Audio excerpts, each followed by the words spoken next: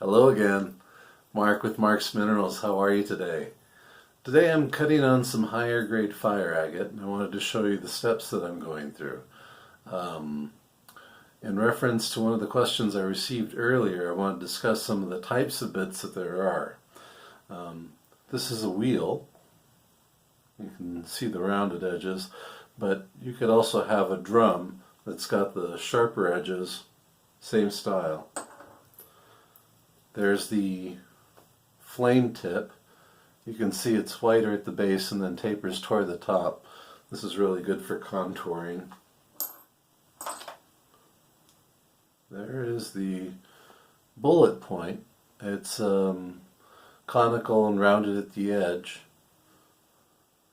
as opposed to a cylinder, which is basically the same shape without the rounded tip. There's a variety of other shapes out there. There's individual tiny little ball tips. It's very difficult to see. But what I like to do is when I go to a gem and mineral show, generally there's different vendors set up. I enjoy getting these little packages, assorted dental bits, just because you really never know what shape is going to come in handy. And if they're inexpensive, then they're fun. You can actually make them last a good long time if they're decent quality, and you take care of them not to use too much pressure. You're keeping them moist, or running water over them, dipping it, whatever you have to do. So that's just my tip on points. So now we're going to transition to the fire agate. The fire agate I've chosen today is some Slaughter Mountain. And this is some really high-end Slaughter Mountain. You can start to see some of the reds on the surface. I barely worked to the first layer to get an idea of what it was. And then you can see how stacked it is. Now when you're looking for fire agate, you're going to see that there's different layers throughout here, and they'll follow the different contours. So this one's deeply stacked. I could go down further, and I know that there's more color deeper. Ideally, you would pick a corner, work down, and then find a layer that's worthwhile or worth cutting, and you'd go for it. On this one, it's a valuable high-end. I mean, this is probably a $300 to $400 stone, just in the rough as is.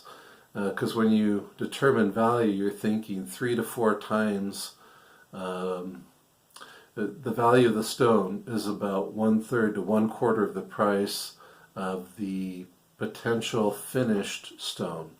So this one could easily produce a stone that's valued at $1,000 or $2,000. So you have to think, what's a quarter of that? And that's what the price for a rough windowed or windowed preform would be. Alright, so because of the value, I'm working gently and working short with the 1.6 millimeter bits. These are the ones that come in 5 packs.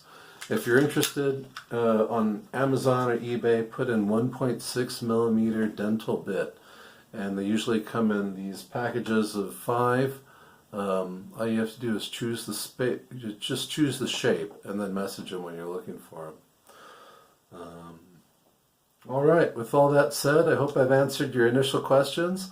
And again, if you have any more questions, feel free to email me at mark.ruiz.fireagate@gmail.com. And feel free to check out Mark's Minerals on Facebook or marksminerals.org if you'd like to check out my website. Let's get to cutting. At this stage of cutting, you should be wearing a magnifying visor.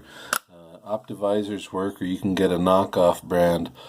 I picked up a couple pair at Harbor Freight for $5 or $10 a piece. Really quite inexpensive, because you need to be able to see the detail of what you're working on. There's different layering going on within the agate, and I'd like to be able to demonstrate, so let's see if we can get the camera to focus. There are individual tiny layers within the agate, and they'll dead end at different points. Like this is one individual bubble. Here's the next one. You can follow the bubbles through this layer. This separates. This is a different layer underneath. This layer has a little more green. This is what we're going to cut to. But these layers are very close. You're talking about a 0.5 millimeter to 1 millimeter apart. Sometimes you'll get a little more, but it just varies within the stone. So you want to be able to see between here and here, and that disappears pretty quickly. Let's see if we can get that. It's just a micro thin layer of clear chalcedony between them. So it requires some ability to see, and also the small precision tools make a big difference. Okie dokie. So at this point, obviously you should be wearing a mask, respirator, N95 or better. And I'm going to zoom out a little bit. I'm using these small 1.6 millimeter bits. You do want water. I'm going to keep this a little bit more dry, and I'm going to not be using the water drip. At this point, I'm going to be peeling the layer away and then dousing the stone in between. Okie dokie. Sorry for the noise. It's going to get a little loud. Okie doke. Let's see if we can.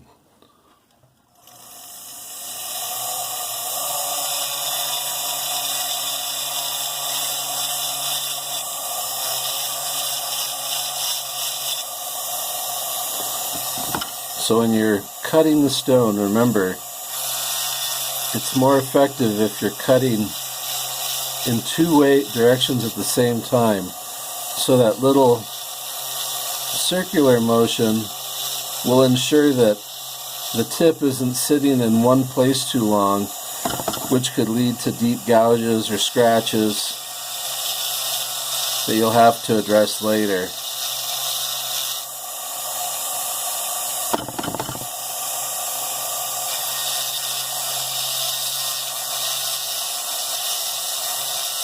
Take your time and go slow, especially if you're working with a higher end piece. You don't want to ruin it. You can always take off a little more later, but you can't replace it if it's already cut off. So I like to use the full shaft, the whole part of the bit, in order to ensure even wear. You'll see I'm just controlling the stone and controlling the bit, not really bearing down. And occasionally I'll dip it in water, occasionally I'll add some water to the tip of the bit.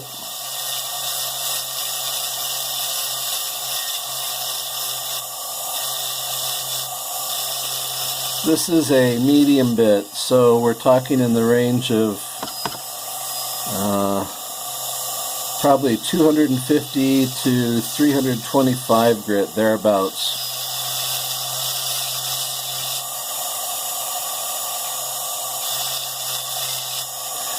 And in between the layers, it's not uncommon for the directionality of those formations, those bubbles, little valleys. Sometimes they'll change direction further down in the stone as you go. So you got to stay on top of it and be ready to adapt those little changes.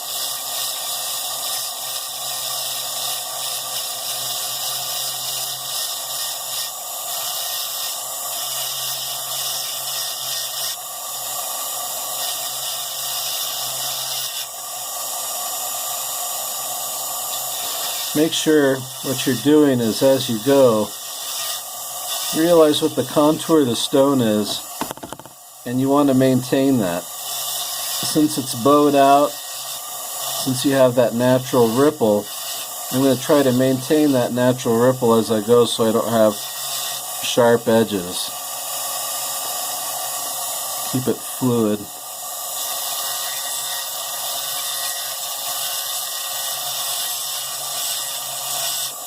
I like to work in strips so I can work continuously front to back.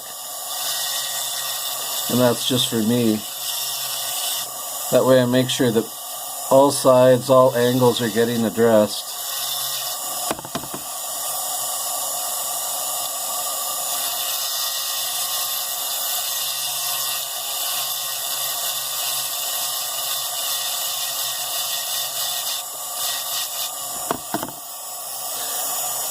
I've heard the question asked, what's the most valuable color? Well, there's a couple different colors that rate up there. Pink is an extremely valuable color. Yellow is an extremely valuable color. Teal, purple, bright hunter orange. But the most valuable is going to be a pure and true color, where you have, it's easy to read all the way through without a lot of positionality. So it should be bright in different lighting and then from different angles, which means that you really have to take care, follow each bubble, each of those lines, and get a nice contour cut on there. Let's see if we can zoom in a little. Come on now. Here we go. So you might be able to see now there's a layer started to separate out into the next one, and so I have to follow that down and up into the next layer, and it really is just peeling away one at a time for me until I get through this. Let's see if we can, maybe upside down. Let's try this. Here we go. So it's a little easier to see that there's this clear chalcedony layer. It's actually quite fine. And then right underneath there's a color layer, and it'll be separated as such. More clear chalcedony, another color layer, it's dark, another color layer, another distinct color layer. So it's uncommon to have this many stacked on each other, especially when it's displayed so bright, and it's from Slaughter Mountain. So this is really a unique stone. I'm going to continue working on it. But I just want to show you what I'm doing.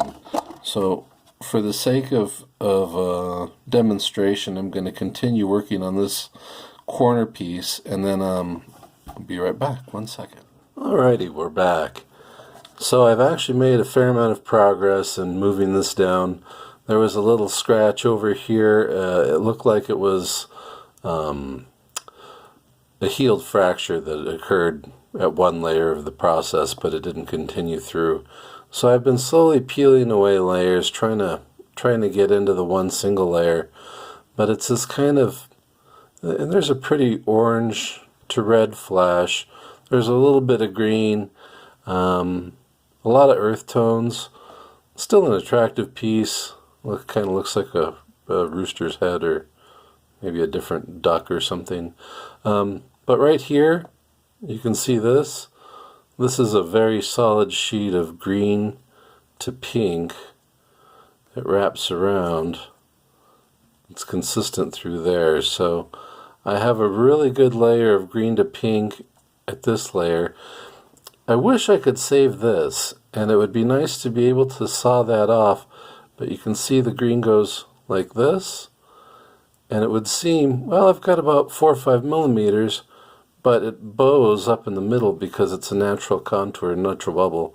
So unfortunately, if I tried to cut straight across, I'd cut into the green. So that's the whole thing about sacrifice. I was working down to the top layer to see if it was what I wanted. It's not. So I'm going to continue to work down to this green and pink layer and work on trying to achieve that one. People, you do have the potential for cutting through multiple layers. I just like working to the one. That's just my desire. It's a personal choice. You could totally bow this out and cut into multiple layers, hope to get a bunch of them to come up. But for brightness, I'm going to go for this. All right, so I'll be back to show you how it works out, but it's going to take a while because I have to cut down about 5 millimeters all the way across. So we'll be back when the stone is ready for the polish.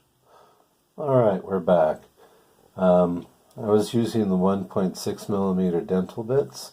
I finished up the area that I want. I rounded it out. I was checking to make sure I don't have any deep gouges or scratches. And at this point, I'm going to do a pre-polish. I'm going to get it ready and try to eliminate some of the scratches. So I cleaned up the area. I even washed my hands because I don't want to be bringing rock dust back and forth, contaminating the area as I go. I'm using petroleum jelly. Okie doke, here we go with that Slaughter Mountain that I'm working on. Cleaned up the area.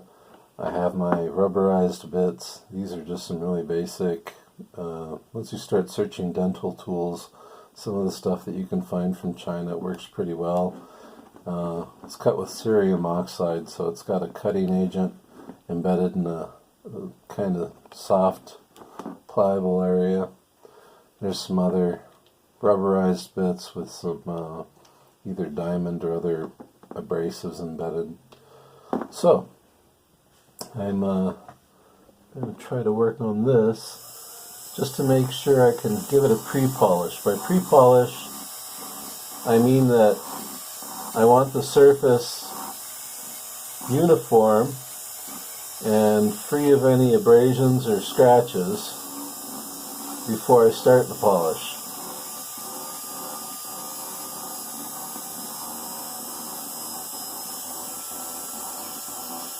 You notice I'm working slow, 6,000 to 7,000 RPM, about 2 to 3 ounces of pressure. Nice, constant, steady movement. And I rotate the stone as I go, so I don't wind up with lines in any one direction. Give it a nice rounded look. And you can always come back and touch up an area.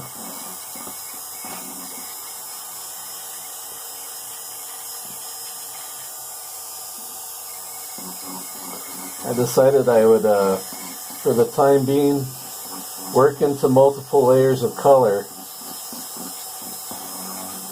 because I think the stone will probably be cut more than once in its life.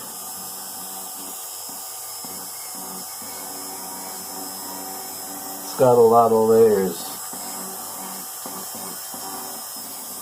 So I'm going to continue to work on this in the same fashion before I polish. But I wanted to give you an idea of what it's going to look like. And I don't want this video to be too long, so you could always refer back to one of my videos about polishing when all is said and done. Again, if you have any questions, email me, mark.ruiz.fireagate@gmail.com. I'll get back to you as soon as I can. Okay.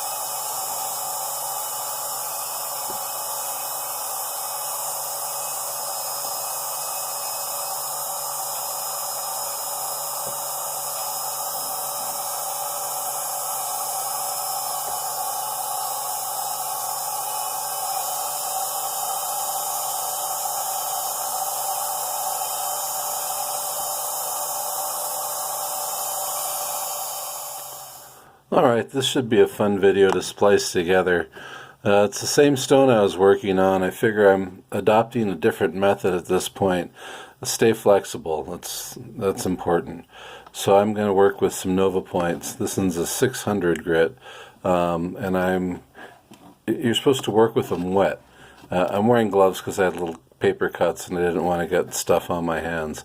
Still, you're grinding away fine bits of silica, so even if you're working with lots of water or Vaseline or mineral oil or whatever you're working with, make sure you're using a mask. You don't want to be breathing that silica dust. So this little 600 grit comes in a set from Diamond Pacific. You can get a set of 4. It's a 280 grit, a 600 grit, 1200, and 3000 grit. And they're about $32. I am a Diamond Pacific dealer if you want, or you can just call the company, look them up online. I was trying to figure out something where I could actually get into little tight spots and crevices that wire brushes just don't allow me to do. So, a very, very good friend, he sent this to me. And this was my first experience working with Nova points quite some time ago. I've never used this one because it originally belonged to a master carver who did a lot of work in fire agate early on, named Wendell Thatcher. And because of that, it holds special meaning, so I didn't want to use this. This is just a reminder of what I can aspire toward, what I can work for. So let's put that back.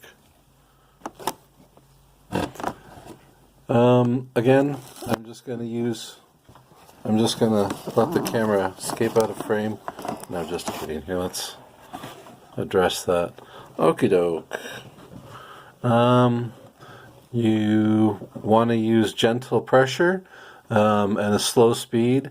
I'm just trying to wipe. I spot the brown. I want it bright in all. I want it not to be positional, but bright from all directions.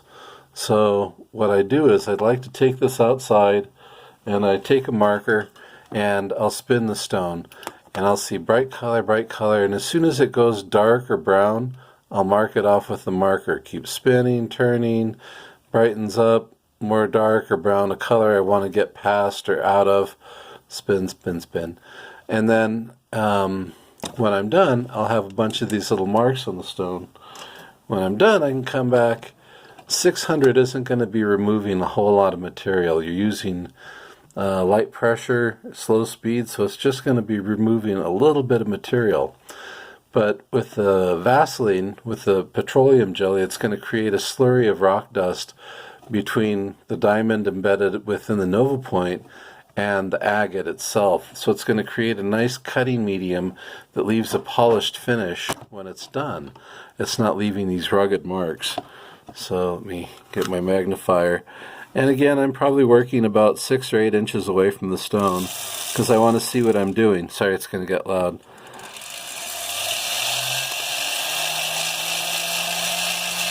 But then I'm using gentle pressure, small movements, consistent movements to make sure that I'm just slowly peeling away that brown. And I mean slowly. Because there is a really pretty pink to purple underneath that I'm trying to get at. But it's just such a thin layer. If you bear down, you're going to blow through the color.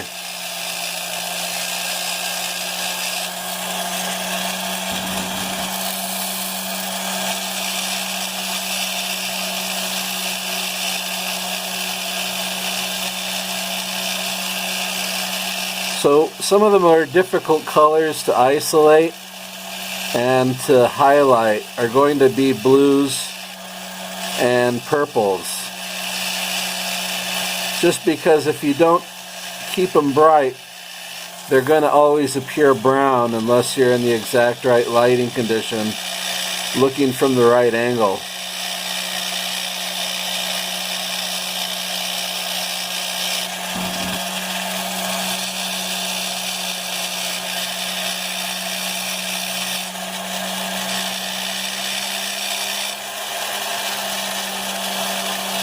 So I've got this to where there's still just a little touches of brown.